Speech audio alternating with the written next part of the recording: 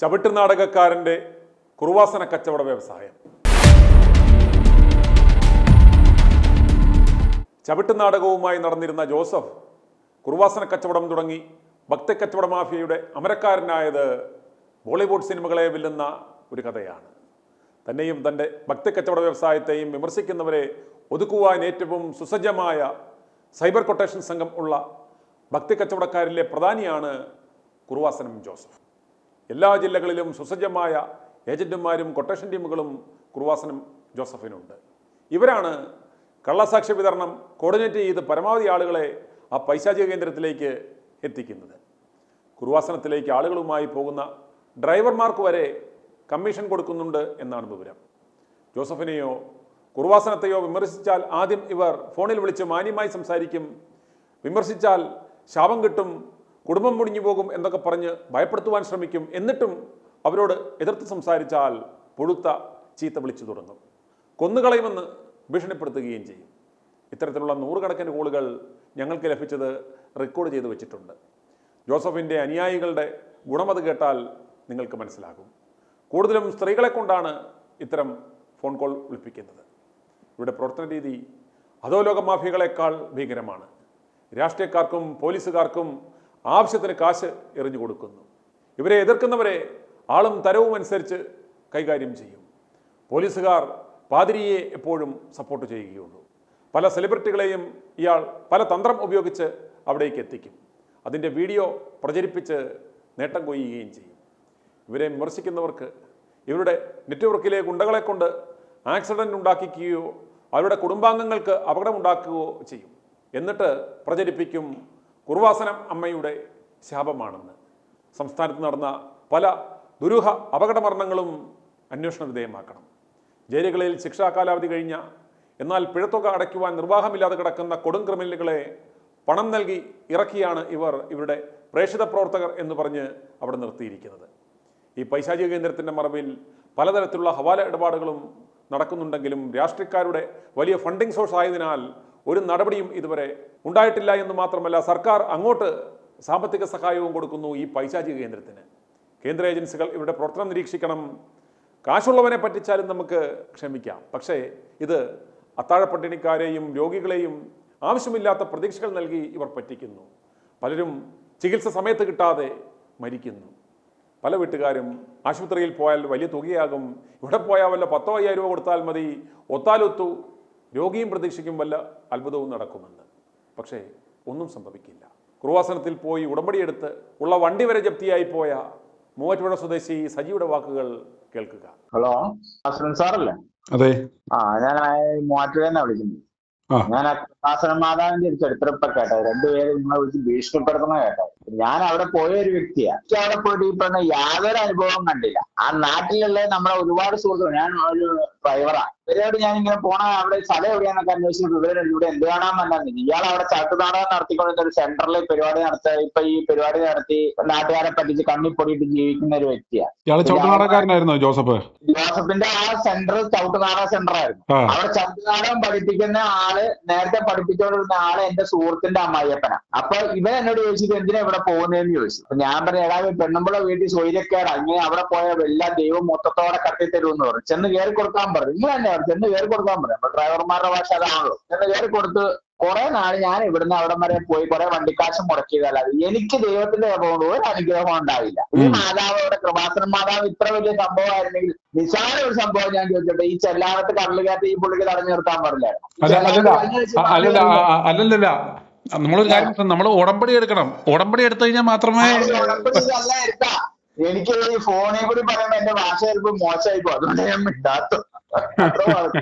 ഞാനിതെല്ലാം എടുത്തതാ. ഉടമ്പടി എടുത്തു, മറ്റേ യൂട്യൂബ് സബ്സ്ക്രൈബ് ചെയ്തു, ഞാൻ എന്റെ ഭാര്യ ഇതെല്ലാം ചെയ്തു. ഞാനിത് കാണാനൊന്നുമില്ല. എനിക്ക് ഇയാളെ തട്ടിപ്പാ നന്നേ വേണ്ടി. നമ്മുടെ ഇന്റിമേറ്റ് ആയിട്ട് നടക്കുന്ന ഒരു വ്യക്തി എന്റെ അടുത്ത് ചോദിക്കുമ്പോൾ ആ നാട്ടില് ഇത് നടത്തുക, തൊട്ടടുത്തുള്ള ഒരു വ്യക്തി നമ്മുടെ അടുത്ത് പറയുമ്പോൾ നമുക്ക് ഇതാണല്ലോ. പിന്നെ വീട്ടുകാർ പെണ്ണുങ്ങളെ ഇതുകൊണ്ട് ഞാൻ പോയി ചെന്ന് കയറി കൊടുത്ത അവന് നീലത്തിരി, രാവിലെ നീലത്തിരി, വൈകുന്നേരം മഞ്ഞത്തിരി, അവന്റെ അമ്മയുടെ നായര് പോലെ തിരി ഇറക്കിയിട്ട് അവൻ അവിടെ തട്ടിപ്പേര് കൂടാതെ തട്ടിപ്പേട്ട ചേട്ടനാകുമ്പോ ചേട്ടനെടുത്ത് ചോദിച്ചപ്പോൾ നമ്പർ കൊടുക്കും. ഞാൻ അവിടെ നേരിട്ട് സംസാരിക്കാം.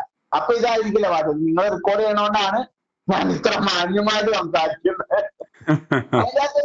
അത് ചുമ്മാ പക്ക ഫ്രോഡെന്ന് വെച്ചാൽ പക്ക ഫ്രോഡാണ്. പിന്നെ ഈ സ്ത്രീകളെല്ലാം കൂടെ അവിടെ പോയി എന്താ ഇവന്റെ ഇതിന്റെ ആദ്യം വെച്ച് കഴിഞ്ഞാൽ ഇപ്പൊ ഞാനൊരു കാര്യം പറയട്ടെ, ഇപ്പൊ നമ്മുടെ വീട്ടിൽ ഞാൻ പറഞ്ഞില്ലേ, നമ്മൾ ഈ ഗതി കെട്ടാൽ ഈ വീട്ടിൽ സ്വൈര്യക്കേട് വരുമ്പോഴത്തേക്ക് എന്തെങ്കിലും ബുദ്ധിമുട്ട് വരുമ്പോഴത്തേക്ക് ഈ യൂട്യൂബിൽ ഇങ്ങനെ കണ്ടോണ്ടിരിക്കുമല്ലേ. പണ്ട് അങ്ങനെയല്ല. ഇന്നിപ്പോ യൂട്യൂബ് ഉണ്ട്, ഇതിന്റെ അകത്ത് ഇങ്ങനെ കാണുമ്പോ ഇതിങ്ങനെ കാണും കൃപാസനത്തിൽ എനിക്ക് അവിടുന്ന് ആന കിട്ടി ചേന കിട്ടിയെന്ന് പറയും. സത്യം പറഞ്ഞു ഞാൻ അവിടെ പോയതിനു ശേഷം എനിക്ക് 2 ടൂറിസ്റ്റ് ബസ് ഉണ്ടായിരുന്നത് ഒന്നും ഇല്ലാത്ത ഞാൻ നശിച്ച് നാറാണക്കല്ല് പിടിച്ചു പോയി. സാമാന്യ മര്യാദയിൽ ഉള്ള പള്ളികളിൽ പോയിക്കൊണ്ടിരുന്ന ഉള്ള വിശ്വാസത്തിൽ പോയിക്കൊണ്ടിരുന്നപ്പോ പള്ളി പോകാത്ത വ്യക്തിയാണ് ഞാൻ. എന്നാലും ഉള്ള വിശ്വാസം നമ്മുടെ ആത്മവിശ്വാസം കൊണ്ട് നടന്നുകൊണ്ടിരുന്നപ്പോ ഒരു കുഴപ്പമുണ്ടായിരുന്നു. ഇപ്പൊ ദൈവാധീനം കൊണ്ട് ഇപ്പൊ 2 വണ്ടിയായി. അപ്പൊ അവിടെ പോയത് കൊണ്ട് എനിക്കൊരു കൃപയും കിട്ടില്ല. അതായത് ഞാൻ നശിച്ച് നിൽക്കുന്ന സമയത്ത് ഈ വണ്ടി ഒന്ന് വിൽക്കാൻ വേണ്ടിയിട്ട് അവിടെ പോയി പെണ്ണുമ്പിള്ള എന്നോട് പറഞ്ഞു ഈ പേപ്പർ കൊണ്ട് വണ്ടിയിൽ വെച്ചാൽ വണ്ടി വിൽക്കൂന്ന് പറഞ്ഞു. 3ാമത്തെ ദിവസം ഈ വണ്ടി ഈസിക്കാർ എടുത്തോണ്ട് പോയി വിറ്റ് വണ്ടി വിറ്റ്. അല്ല എനിക്കുണ്ടാകാനും തന്നെ അതാ ഞാൻ പറഞ്ഞത്, ചേട്ടൻ എന്താ നമ്മള് ധൈര്യമായിട്ട് നമ്മുടെ കാര്യങ്ങൾ പറയാം. അത് വിളിക്കാൻ പറയാം. എന്റെ നമ്പർ കൊടുത്തോ, ഈ നമ്പർ ചേട്ടൻ ധൈര്യമായിട്ട് കൊടുത്തോ. ചേട്ടന്റെ പേരെന്തുവാ? എന്റെ പേര് സജി. എവിടെ സ്ഥലം? അപ്പം എന്റെ സ്ഥലം മൂവാറ്റുപുഴ വണ്ടമേട്ടിൽ എന്റെ ആൾക്കാരുണ്ട്. സജി ഏത് സഭാംഗമാ? ഞാൻ യാക്കോബായ പൗരസ്ത്യ സുവിശേഷ സമാജം. യാക്കോബക്കാരനാ? പൗരസ്ത്യ സുവിശേഷ സമാജം. പിന്നെ ഈ കുർവാസനത്തെ കുറിച്ച് എങ്ങനെ അറിഞ്ഞു? ഇത് ഞാൻ പറഞ്ഞില്ലേ, ഈ യൂട്യൂബിൽ കണ്ടിങ്ങനെ പോയതാണ്. അതുപോലെ യുമാർ ഈ പത്രം മേടിച്ച് വിതരണം ചെയ്യാൻ വേണ്ടി പറഞ്ഞായിരുന്നോ?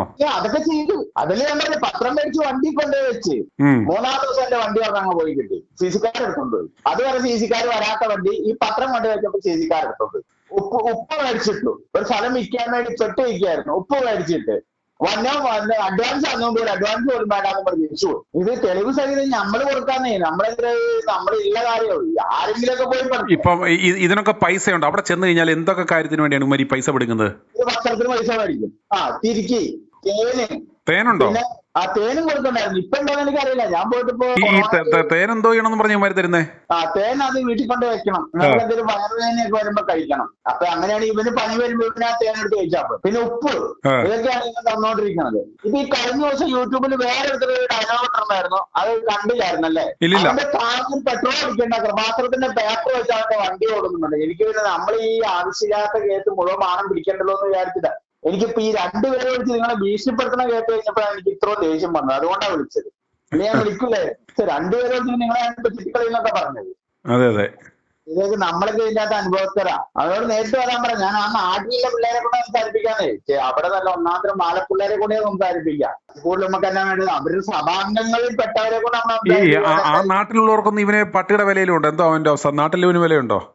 തീരെ വില. ഇവനെ ഓടിച്ചിട്ടടിക്കാം. തൊട്ടപ്പുറത്ത് അവിടെ ഒരു കച്ചവടം നടത്തുന്നോണ്ട് അയലക്കാരും മിണ്ടാത്ത. പക്ഷെ നമ്മൾ അപ്പുറത്തേക്ക് മാറ്റി പാർക്ക് ചെയ്ത എടുത്തോണ്ട് വേണം പൂ മോനേന്ന് പറയണം വണ്ടി. പിന്നെ ഇത് നമ്മൾ ഈ ടാക്സി വണ്ടിക്കാർക്കും അങ്ങനെയുള്ളവർക്കൊക്കെ ഒരു ബിസിനസ്.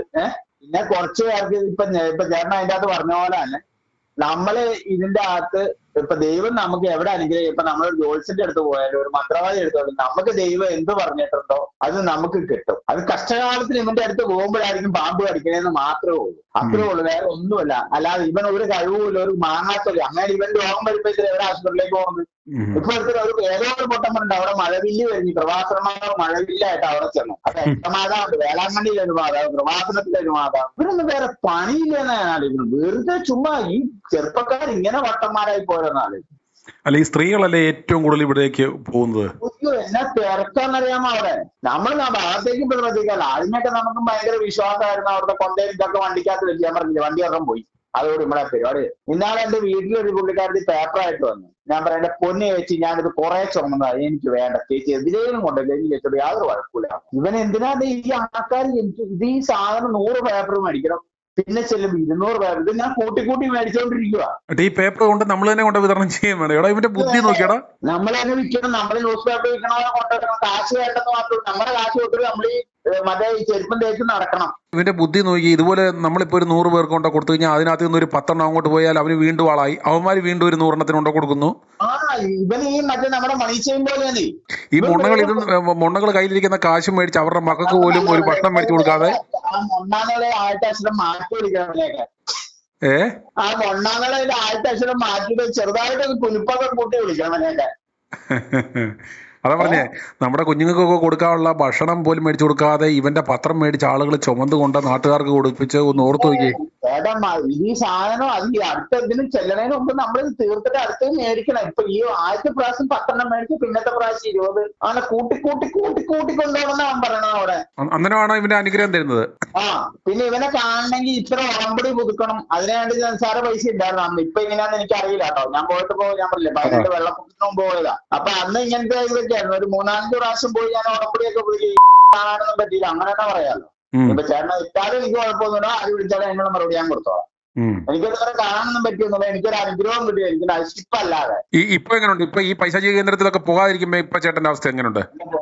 നല്ല സമാധാനം സന്തോഷമായിട്ട് ജീവിച്ചു പോകുന്നുണ്ട്. ഉള്ള കാര്യങ്ങൾ 2 പിള്ളേരെയും പഠിപ്പിക്കുന്നുണ്ട്. വണ്ടി 2 വണ്ടി 2 ഇപ്പൊ. എന്തായിരുന്നൊക്കെ പോയിട്ട് വട്ടപൂജ്യത്തിലെത്തിയ ഞാനാ. വീട്ടുകാരും എന്റെ തറവാട്ടിലുള്ളവർ, എന്റെ അപ്പന്റെ വീട്ടുകാരും, എന്റെ ഭാര്യ, എന്റെ സ്വന്തം വീട്ടുകാരും, എന്റെ ഭാര്യ വീട്ടുകാരും വരെ ഞങ്ങളായിട്ട് ഉടക്കിപ്പോയതാ. അത് കഴിഞ്ഞിട്ട് ഇപ്പൊ ദൈവത്തിന്റെ കൃപ കൊണ്ട് അത്യാവശ്യം നമ്മള് ദൈവത്തെ വിളിക്കുന്നുണ്ട് വീട്ടില്. ചേട്ടൻ പറയും പോലെ തന്നെ മനസ്സിൽ ഒരു പള്ളിക്ക് ഒരു മാമൂലും കൊടുക്കുന്നില്ല, ഒന്നുമില്ല. എന്റെ ഇടവപ്പള്ളിയിൽ നിന്ന് പോലും എന്റെ പേര് വെട്ടി വെക്കുക ചാവുമ്പോഴല്ലേ. അന്നേരം എവിടെയെങ്കിലും ആരെങ്കിലും കൊണ്ട് കത്തിച്ചോളും. ഞാൻ മക്കളോടും പറഞ്ഞു എന്നെ കത്തിച്ചേക്കാൻ പറഞ്ഞു. ഒരു കുഴപ്പമില്ല ചേട്ടാ. എന്തിനാണ് ഇവന്മാർക്ക് ഈ കൊണ്ടേ കാശ് കൊടുക്കണേ? ഇവന്മാർ ഈ ഉള്ള കള്ളത്തരം മുഴുവൻ കാണിച്ചേച്ച് നമ്മുടെ നെഞ്ചത്തേക്ക് കൈ വെച്ച് ഇവര് വലച്ചു വെച്ചില്ലെങ്കിൽ ഇവര് കുമ്പസാരിച്ച്, ഞാൻ കുമ്പസാരിച്ചിട്ട് 10 വർഷം കഴിഞ്ഞ് വെക്കുക ഏറ്റവും ചുരുങ്ങിയത്. അതുകൊണ്ട് കുമ്പസാരിക്കാത്തതുകൊണ്ട് മറ്റേ വയറ്റിന്ന് പോകാത്ത പ്രശ്നങ്ങളൊന്നും ഇല്ലല്ലോ. സമാധാനമുണ്ട്. ഞാൻ നോക്കിയിട്ട് പെണ്ണുമ്പളെ പറയും കുമ്പസാരിക്കണം, ആണ്ട് കുമ്പസാരണം. ഞാൻ പറയും നീ വേണമെങ്കിൽ കുമ്പസാരിച്ചോളം വരാം. അതുകൊണ്ട് അവള് പോകില്ല. ഇത് വയറ്റിന് കൊണ്ടുപോകും വരികയും ചെയ്യണ്ടേ. അതുകൊണ്ട് പുള്ളിക്കാരത്തിയും പോകില്ല. ഞാൻ ചോദിച്ചു നമ്മള് ചിലപ്പോ ബന്ധപ്പെടും. അതിന് അല്ലെങ്കിൽ ആരെ മല്ലിന്റെ മുള കാണാൻ നോക്കുക. അതിപ്പോ നീയാണ് നാട്ടിലെ കണ്ട നോക്കിയെന്ന് പറയാം. അവന്റെ അടുത്ത് പോയി പറഞ്ഞാൽ ഞാൻ നിങ്ങളുടെ നോട്ടു നിങ്ങളുടെ സബ്സ്ക്രൈബറാ പുള്ളിക്കാരത്തി. അപ്പൊ അതുകൊണ്ട് കുഴപ്പമൊന്നുമില്ല. ഇപ്പൊ വേറെ പ്രശ്നമൊന്നുമില്ല. ദൈവത്തിന്റെ സുഖമുണ്ട് ചേട്ടാ. എന്തിനാ ഇവന്മാരുടെ അടുത്ത് നമ്മൾ പോയിരിക്കണത്? നിങ്ങൾ പറയുന്ന എല്ലാ ചാനലും എല്ലാ ന്യൂസും ഞാനത് ഡെയിലി കേട്ടോണ്ടിരിക്കുന്ന ഒരു വ്യക്തിയാണ്. റബ്ബർ വെട്ടാൻ പോകുമ്പോ ഇത് കേട്ടിട്ടാ റബ്ബർ വെട്ടണം. അപ്പൊ ഇപ്പൊ ഇത് ഞാൻ ഇവിടെ നിന്ന് ഇങ്ങനെ കേട്ട് കഴിഞ്ഞപ്പോഴാണ് മറ്റവൻ വിളിച്ചിട്ട് നിങ്ങൾ ഇപ്പൊ ചെത്തിക്കളിഞ്ഞാൽ കണ്ടു കഴിഞ്ഞാൽ മുട്ടേലെ അടിക്കുന്നു പറഞ്ഞു. ആ അറിയുണ്ട് അതിനുണ്ട്. ഞങ്ങളുടെ ആലപ്പുഴ വന്നിട്ട് ഇതുപോലെയാണ്. എന്റെ വീട് മൂവാറ്റുപുഴയാണ്, എറണാകുളം ജില്ലയിലാണ്. അവനോട് ധൈര്യം ഉണ്ട്. ഞങ്ങൾ വന്നിട്ട് മൂവാറ്റുപുഴ ആലപ്പുഴ വന്നിട്ട് ഇതുപോലെ പറയാൻ പറ. അവന്റെ ഈ കൃപാസനത്തിന്റെ അവിടെ വന്നിട്ട് ഈ ഡയലോഗ് പറയാൻ പറ. അവിടുത്തെ വാലപ്പുഴരെ എടുത്തിട്ട് അലക്കുന്നനെ. അവിടെ അത്രയ്ക്ക് വെറുപ്പാ. പിന്നെ ഇതെന്നാന്ന് വെച്ചാൽ അവര് ലോക്കലിലുള്ളവരുടെ പ്രശ്നം കാണില്ല. അവർക്ക് ഓട്ടോറിക്ഷയ്ക്ക് ഓട്ടോ ഉണ്ട്. അത്യാവശ്യം കച്ചവടങ്ങൾ നടന്നുകൊണ്ട് എന്നും പറഞ്ഞ അവരുടെ വീടിന്റെ അങ്ങോട്ടുള്ള വഴി എന്തെങ്കിലും കാരണവശാൽ ബ്ലോക്ക് ആയി കഴിഞ്ഞാൽ അവര് വന്നിട്ട് പച്ചത്തെറിയുമ്പോൾ അവർ തൊട്ടടുത്തുള്ളവർക്ക് ഒരു പുരോഗമനം ഇല്ലെങ്കിൽ പിന്നെ ഇപ്പൊ നമ്മളൊരു ബിസിനസ് ചെയ്യുമ്പോൾ നമ്മൾ ആരെങ്കിലൊക്കെ നമ്മൾ കഞ്ഞി കുടിക്കുമ്പോ നമ്മൾ ചോറ് നനച്ച് കഞ്ഞിങ്ങനെ കൊടുക്കണ്ടേ? ഇതൊന്നുമല്ല. പുള്ളി മൊത്തം അടച്ചു കെട്ടിയേക്ക. എന്നിട്ടാണ് ഈ പുള്ളി പരിപാടിയൊക്കെ നടത്തിക്കൊണ്ടിരിക്കുന്നത്. പിന്നെ ഈ സർക്കാരിന് കാശ് മതിയില്ലേ. ഏത് സർക്കാരായാലും പണം കിട്ടിക്കഴിഞ്ഞാൽ പിന്നെ ദൈവമാണല്ലോ. അതെ അതെ. ഇലക്ഷൻ ഫണ്ടെന്ന് പറഞ്ഞിട്ട് നക്കാപ്പിച്ച അവിടുത്തെ പ്രാദേശിക നേതാക്കന്മാർക്ക് കുറച്ച് കൊടുത്തു കഴിഞ്ഞാല് അവൻ അവിടെ പിടിച്ചിരിക്കുന്നത്. ഇപ്പൊ റോഡ് ബ്ലോക്കാക്കാം. ഹൈവേ അതായത് NH-47 ഇപ്പൊ പുതിയ ഹൈവേ വന്നാൽ ഈ ബ്ലോക്ക് ആക്കിക്കൊണ്ടിരിക്കണവൻ. ഇനി ഇതിപ്പോ പണി കഴിഞ്ഞിട്ട് വേണം അവിടെ അവൻ ഫ്ലൈ ഓവർ വെച്ചില്ല. ഞാൻ വണ്ടി കൊണ്ട് ചെല്ലുന്നത് അവിടെ സെക്യൂരിറ്റി അവന്റെ ലോക്കൽ സെക്യൂരിറ്റിനെ നിർത്തിയേക്കണം. കൈ കാണില്ല. ഞാൻ നേരെ അങ്ങ് കയറിച്ചെല്ലും. അവനെ അന്തൊക്കെ വിളിച്ചിട്ടേ ഞാൻ പോരത്തുള്ളൂ. അത് ഞാൻ കണക്കൂട്ടി തന്നെ ഇരിക്കണം. അവരുടെ റോഡ് വന്നൊക്കെ അവർ ഫ്ലൈ ഓവർ ഒക്കെ ഇട്ട് ആവശ്യമില്ല. ഇത് എന്തിനാന്ന് റോഡ് ബ്ലോക്ക് ആക്കിയിട്ട് ഇവന്റെ സൗകര്യത്തിൽ അവിടെ KSRTC സ്റ്റോപ്പ് ചോദിക്കുന്നുണ്ട്. ഇപ്പൊ സൂപ്പർ ഫാസ്റ്റ് ഇപ്പൊ ഏറ്റവും കൂടുതൽ ഏത് ഫാസ്റ്റ് പോകുന്നുണ്ട് അതുവരെ മിന്നലിന് സ്റ്റോപ്പാ. അതാ പറഞ്ഞേ ഇതെല്ലാം. അതുകൊണ്ട് KSRTCക്ക് വണ്ടിക്കാർക്കും കുറച്ച് ഓട്ടം ഉണ്ടെന്ന് കൂട്ടിക്കോ. അതുകൊണ്ടാണ് അവിടെ ലോക്കലിലുള്ളവർ അധികം തിളക്കാത്തത്. പക്ഷെ ലോക്കലിലുള്ളവർ നമ്മൾ എന്തെങ്കിലും ഒരു കുരുത്തക്കാരെ അവിടെ കാണിച്ചു കഴിഞ്ഞാൽ അവരെടുത്ത് പഞ്ഞിക്ക് തോന്നി. അവിടെ കുറച്ച് തിരിക്കച്ചവടക്കാരും അവരൊക്കെയുണ്ട്. അപ്പൊ ഇവൻ പറയാം അവിടുന്ന് തിരിമേടിക്കുക. എന്നാൽ ഇവൻ അതിലും വലിയ മാറിയ അവൻ പറയാം അവിടുത്തെ തിരിമേടിച്ച് ഇവിടെ കത്തിക്കാൻ മാതാവ് സാധിക്കില്ല, എന്റെ അടുത്ത് തന്നെ തിരിമേടിക്കണം എന്ന് പറയും. ഈ സെയിം കളറിലെ തിരി ഇതിലിപ്പോ പുറത്ത് വിൽക്കുന്നവരുണ്ട് ലോക്കലില്. കൊന്താങ്ങുന്ന സാധനങ്ങൾക്ക് പുറത്ത് വിൽക്കുന്നവരുണ്ട്. അതൊന്നും പറ്റത്തില്ല അവന്. ഇവന്റെ തിരിയും കൊന്തയും ഒക്കെ മേടിച്ചെങ്കിൽ മാത്രമേ അവിടെ ദൈവം പ്രത്യക്ഷപ്പെടുത്തുള്ളൂ. ഞാൻ എന്റെ വണ്ടിയിൽ ഒരു കൊന്തയൊക്കെ മേടിച്ചിട്ടായിരുന്നു. പക്ഷെ എനിക്കൊന്നും ഒരു ദൈവഗുരുത്വം കിട്ടിയിട്ടില്ല. കൊന്തയിട്ടതിന്റെ ട്രിപ്പ് പോയപ്പോ അല്ലെ മാങ്കളത്ത് വെച്ചെന്റെ വണ്ടിയുടെ മെയിനായിട്ട് കൊടുക്കും. അങ്ങനത്തെ ദൈവാനുഗ്രഹമാണ് അവന്റെ. വെറും കള്ളനെ പക്ക പോകണം. അവനെ വിളിക്കാൻ പറയാം ചേട്ടൻ എന്റെ നമ്പർ കൊടുക്കും. ഇനി വിളിച്ച് ചേട്ടൻ അങ്ങനെ ഭീഷണിപ്പെടുത്തുന്നുണ്ട്. ഡയലോഗ് ഈ നമ്പറിലേക്ക് ഒന്ന് വിളിക്കാൻ പറയാം. അവിടെ പോയ ഒരു വ്യക്തി എന്റെ അടുത്ത് നേരിട്ട് സംസാരിക്കാൻ പറയാം. അപ്പൊ ഞാൻ അവന്റെ അപ്പനും അമ്മയ്ക്കൊക്കെ ഞാൻ വിളിച്ചു കൊടുക്കാം. എന്നിട്ട് അവൻ പറയട്ടെ. സന്തോഷം വിളിച്ചേനെ. സന്തോഷം. i2i News, an eye for truth. i2i News subscribe ചെയ്തിട്ടില്ലാത്തവർ ഇപ്പോൾ തന്നെ സബ്സ്ക്രൈബ് ചെയ്യുക. നോട്ടിഫിക്കേഷൻ ലഭിക്കുവാൻ ബെൽ ബട്ടണും അമർത്തുക.